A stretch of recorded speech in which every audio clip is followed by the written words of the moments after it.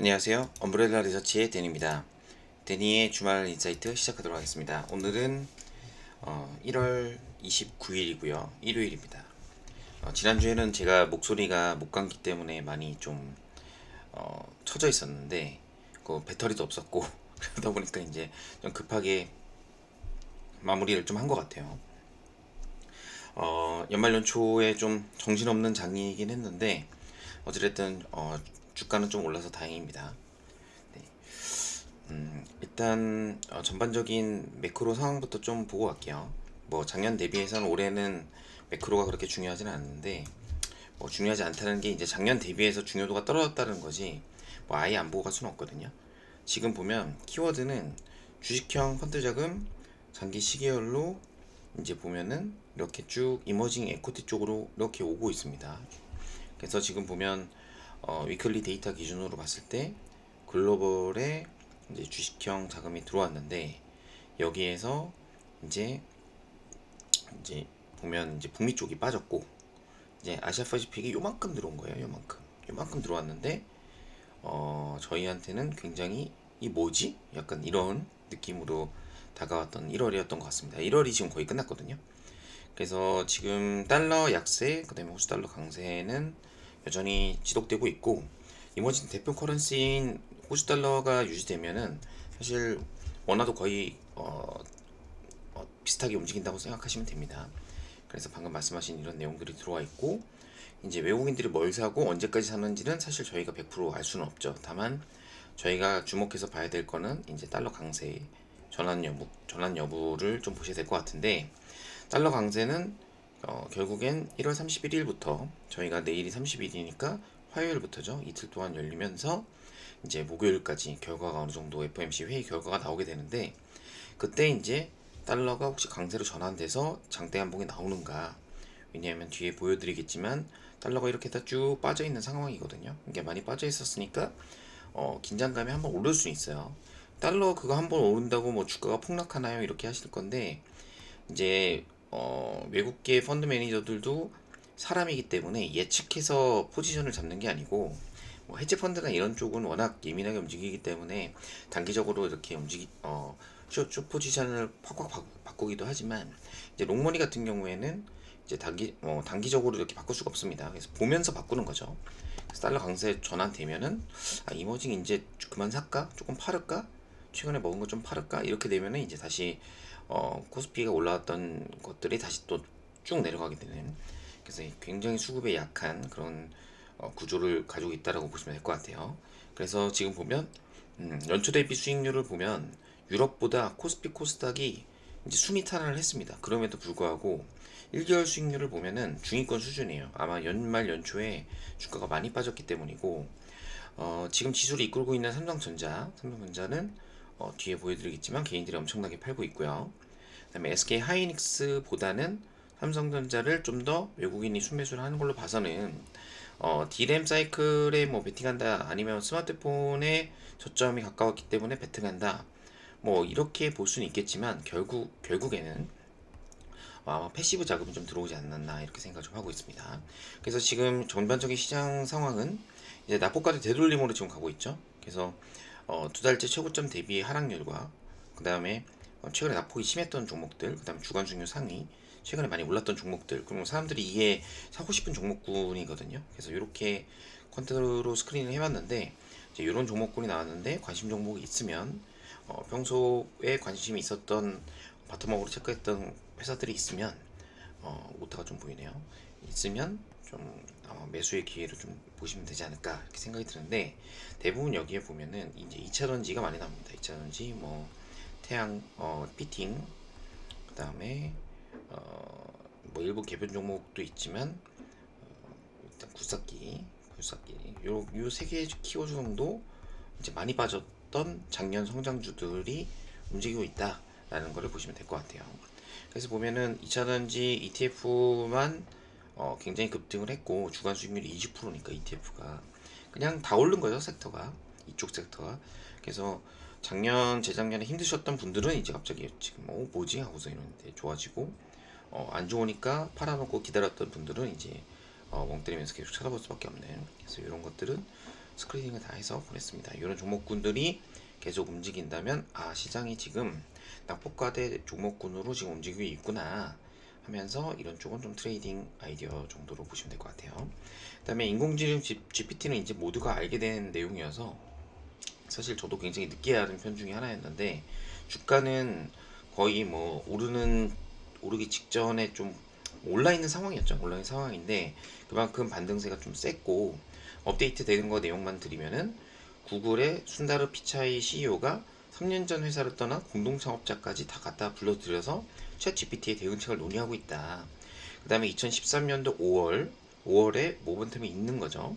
구글 개발자 컨퍼런스가 5월달에 열리는데 챗 GPT를 맞설 20여 가지 AI를 공개할 계획이다 라고 했어요. 그러면은 마이크로소프트가 이제 3월에 얘기가 나오고 구글이 5월이니까 제가 예상하는 뭐 주가는 3월에서 5월 지금 이제 기관이 1월부터 급등하니까 이제 팔고 있죠. 지금 셀버스 AI 플리토 빼고는 다 팔고 있습니다. 팔고 있다가 기간 조정 나오다가 다시 오를 가능성이 높다. 아마 이런 흐름으로 되지 않을까 싶고요.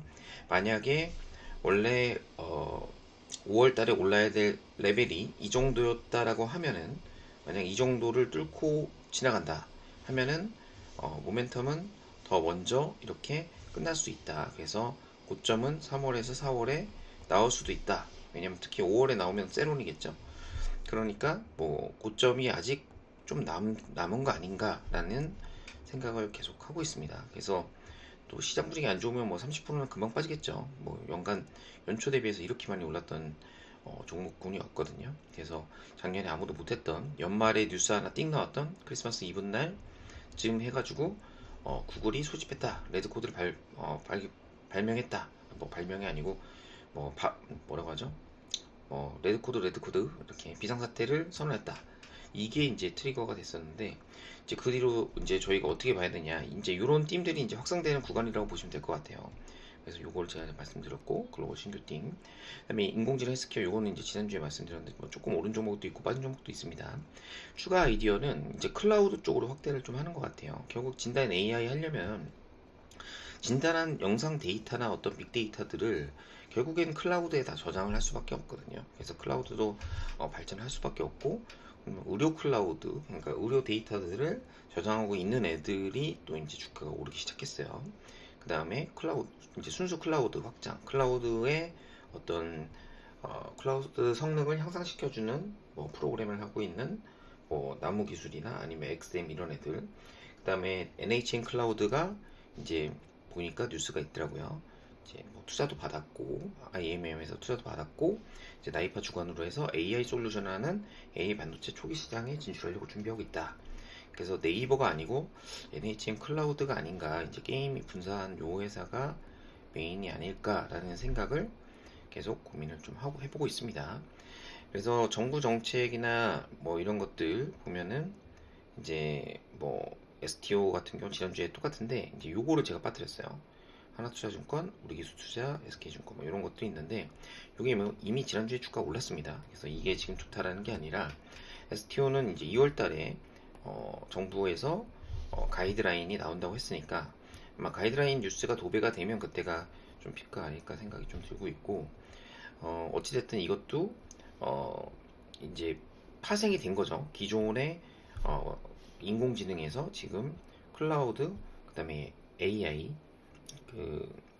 의료 AI, 의료 클라우드 뭐 이쪽 의료 데이터 뭐 STO까지 이렇게 확장이 되는 거라서 요게 또 이제 어떻게 보면 토큰을 하고 있는 이제 업체들한테 좀 유리할 수 있다. 그래서 이제 거래소 규제 자산을 갖고 있는 업체들이 이렇게 지금 각광을 받고 있는 거라고 보시면 될 것 같습니다. 그래서 주간 수익률로 보는 아이디어를 한번 뭐 매주 하려고 노력하는데 일단은 키워드를 보면은 제가 제가 써놓은 거거든요. 사실 뭐 레인보우 이런 것들은 제가 작년 9월부터 이제 뭐 레인보우가 대장인지 몰랐고 이제 로봇이나 이런 것들은 11, 12월까지는 계속 업데이트를 했었는데 확실히 제가 이거는 좀 아닌 것 같다라고 생각하니까 이제 주가가 오르더라고요. 그러니까 삼성전자의 레인보우 로보틱스 지분 투자, 뭐 추가 투자도 나온다는 썰이 있습니다만 뭐 확정할 수는 없습니다. 그래서 보면 뭐 의료기기에서는 임플란트, 뭐 인공지능, 로봇, 유진 로봇도 오르네요. 이것도 예전에 커버했던 종목이긴 한데 말씀드렸던 비트 컴퓨터 이런 애들이 오르고 있고 이제 바텀에서 바닥에서 좀 올라오는 애들 뭐 진성 DC나 이런 애들도 눈에 좀 띕니다. 인공지능에서 이제 주도주인 솔트룩스랑 셀버스 AI도 다른 업체에 비해서는 큰 하락이 많이 된 것 같았지만 그래도 주간으로 보면 이렇게 올랐다. 주간 상승률에서 상위권이다 라고 보시면 될 것 같아요.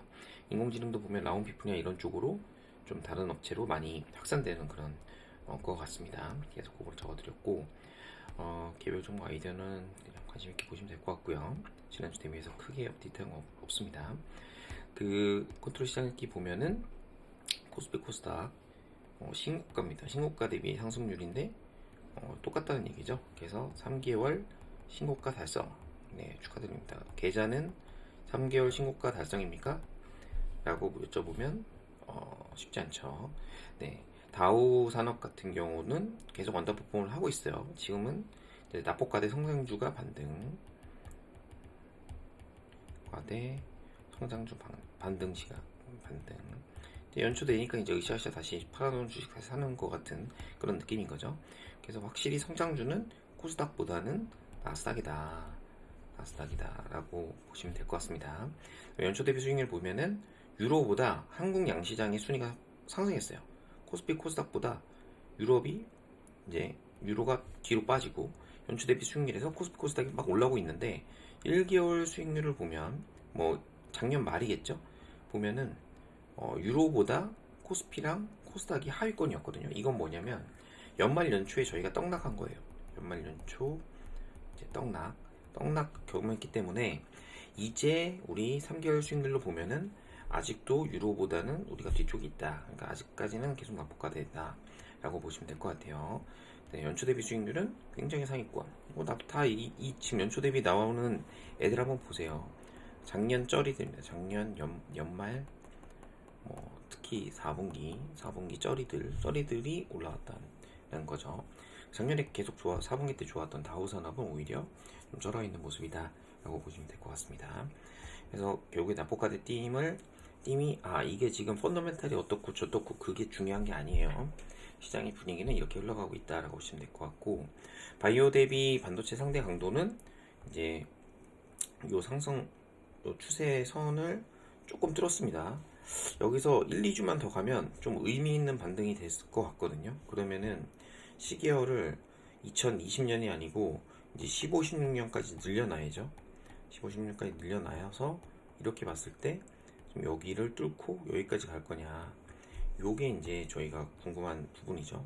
그래서 외국인들이 사면 그냥 삼성전자 여기까지도 가면 이제 뭐 거의 코스피는 2600, 2700으로 가는 그런 구조. 그 다음에 개인 고버스랑 이제 외국인 코스피 순매수를 보면은 개인 고버스가 순매수를 40째 하고 있어요. 네, 이걸 이렇습니다. 외국인하고 지금 이런 식으로 지금 대결하고 있는데 지겠죠. 네, 외국인 순매수도 이렇게 늘어나니 고버스도 이렇게 늘어나. 네, 네가 죽나 내가 죽나 하는데 외국인이 결국엔 승리한다. 코스피를 보면 외국인은 이제 주간으로 2.7조를 샀는데 특이한 거는 이제 화학, 그 다음에 장비, 자동차 뭐 이런 것들을 좀 샀습니다. 시장을 다 산 거죠. 네, 금융도 샀는데 어찌됐든 이렇게 됐고, 코스닥도 오랜만에 주간으로 2,900억이나 샀습니다. 그래서 IT를 많이 샀죠.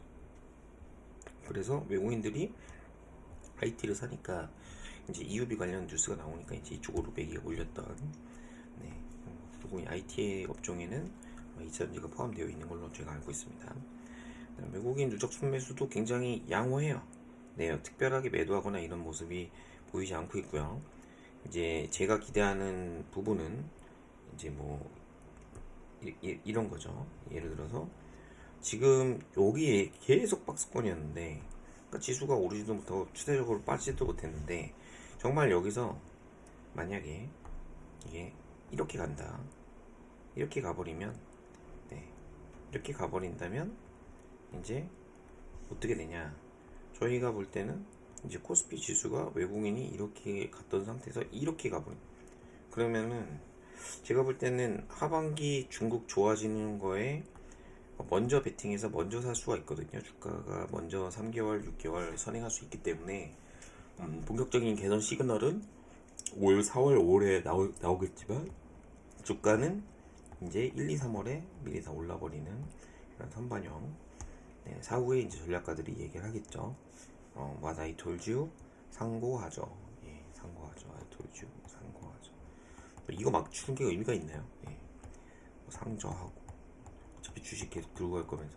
네. 그래서 외국인들 선물 매수가 굉장히 양호한 편이다. 되게 눈에 띈 양호세를 보이고 있고 일간 순매수를 보면은 좀 크게 사죠. 네, 뭐 12월 달만 하더라도 크게 샀다 크게 팔고 크게 샀다 크게 팔고 크게 팔았다 크게 사고 계속 이렇게 했었는데 지금은 이제 매수한 것보다는 매도를 해도 오히려 매수 구간으로 저희가 볼 수 있는 그런 트렌드입니다. 그래서 주식을 단기 트레이딩보다는 많이 이것저것 들고 가는 게 좀 더 유리한 분야라고 볼 수 있을 것 같고, 그 다음에 코스닥 순매수를 보면은 2주 동안 외국인이 많이 팔았다가 다시 다 샀어요. 그냥 코스닥이 그래서 올랐고, 그 다음에 개인 누적 순매수, 삼성전자 외국인이 그렇게 사는데 그렇게 오래 들고 가던 개인이 이제 팔기 시작합니다. 네, 그려볼까요? 개인 이렇게 해서 지금 이제 팔고 있어요. 이제 두고 가야 되는데 너무 안타깝습니다. 어쩔 수 없죠. 제가 다 설명해 드릴 수도 없고, 엄브렐라 리서치 구독 안 하시기 때문에 제가 설득할 이유도 없습니다.